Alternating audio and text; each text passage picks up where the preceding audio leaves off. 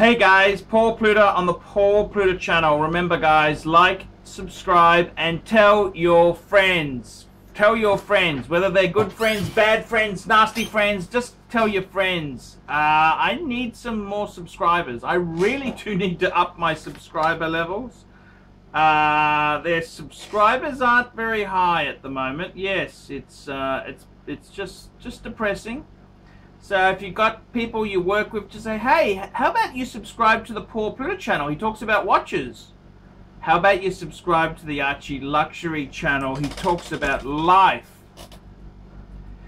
Remember guys, man cannot survive on Google ads alone. I depend on paid reviews, Patreon supporters to keep me on YouTube. That's right guys, I do. Okay guys, let's have a look here. So, hello Archie. Let's jump straight into a paid review. This is personal video advice. Hello Archie, I love the channel and I hope this donation of $30 reaches you well. Thank you. So I have decided to start to collect some fine timepieces and need your advice. I am based in the UK. And as you know, sterling has dropped to its knees like a cheap Thai whore, meaning new Rolex prices are very competitive.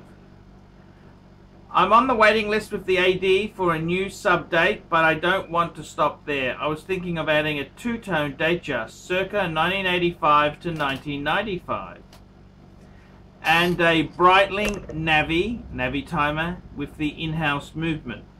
Obviously pre-owned, as I'm not a massive mong. What do you think? I also love the sub Kermit, but prices are crazy. Keep up the good work. James, PS, don't like the Speedmasters. Interesting email there, James. I've got to add my 2 cents worth. Firstly, if you are looking at subbies there, if you're going to buy new, make sure that subby is a steel sub, because two-tone very expensive on the new market, and I'm not convinced. I'm not convinced. I think the steel is where the smart money. If you're going to buy new, there's certain models you buy. If you're going to buy used, there's certain models you buy. You're going to buy a new subby, you get a steel. Make sure it's steel. That's what I'd be doing. You're thinking about adding a two-tone DateJust? Yes. Yes, fair enough. I don't know why 1985 to 1995. The two-tone DateJust reference you're referring to, it's a 16013, which it ran until 1988. When the 16233 replaced it in 1988 and it became a sapphire. I think you'd be better off going for a sapphire. I'd go for a sapphire. Early 90s is when they became no holes. I reckon a 16233 no holes, that'd be the pick of the DateJust. As for the Breitling Navi timer, I wouldn't really. I would go for the one with the Valjoux 7750 movement. I think that is going to be your best bang per buck in Breitling. See, the whole thing is, yes, I understand people don't like Valjoux ETA movements, but there's nothing really wrong with it. With Breitling, why do you buy a Breitling? You buy a Breitling not for the movement. You're buying a Breitling for that beautiful dial and the design elements of it. So, in my opinion there, I would definitely go for a I'd go for a Breitling with the Valjoux movement, the 7750 in it. It's a great workhorse, really good, reliable movement. Parts are readily available. I think that's where I'd be heading. Forget this in-house bullshit. Yes, if you were, you know, I understand in-house is better than not. I'm a bit of a snob too. When I bought my IWC, I wanted the in-house, but I chose a model that was not in popular. It was sort of a little bit off. The sweet spot in the Navitimers, I think, is the 7750 movement. So that's where I'd be steering. So that's where I would go. What can I say there? The UK prices, look, the UK, I honestly do believe that this whole thing with Rolex, it's very much a bit of a scam with the sports watches. Very, very hard to get sports watches. They don't seem to have some stock of steel sports Rolex. Exception being the Explorer 2 and maybe a Milgauss. I kind of think this is a bit of a bullshit Ponzi scheme. I think it's kind of they're limiting supplies of these models just to... People always want something they can't have. So my opinion there, the steel sub date, that is a great watch. That is a really good watch. Great watch indeed.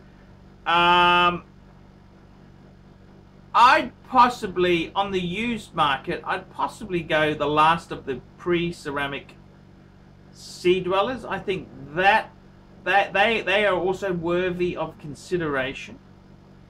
Nothing wrong with buying a new steel ceramic sub, date or no date. Both of those are really, really, really amazing pieces.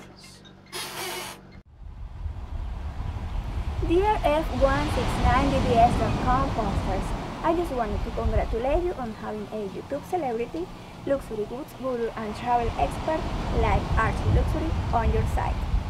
He's a masculine, sexy and successful man.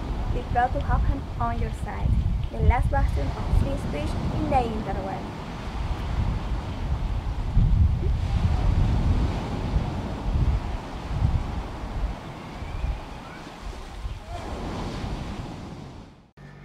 So Rolex dive watches, they are fantastic, fantastic. Buying a no-date sub, buying a date steel sub, buying a two-tone steel sub, two-tone steel and gold would be great as well. Be a bit careful if you're buying that new. There's not really any discount, but the Bluesy is very, very popular. I think a two-tone DateJust, I reckon the sweet spot is sort of...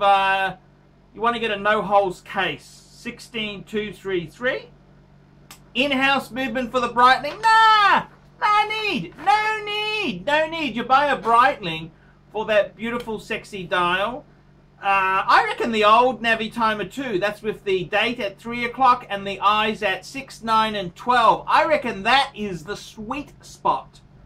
I always prefer my Navitimers on a steel bracelet. I think they just got that, you know, you can always put a Navitimer onto a leather strap, but I reckon it's just so cool with the steel bracelet option as well there. I think it sounds like a great collection there you're building up, James. No problems at all. Do it slowly. Don't rush too quick. The problem is a lot of people, they race out there, they want to have this, they wanna have that, wanna, and before you know it, nothing happens. Absolutely nothing happens. And when it does happen, they start getting filler. Nasty, horrible shitters.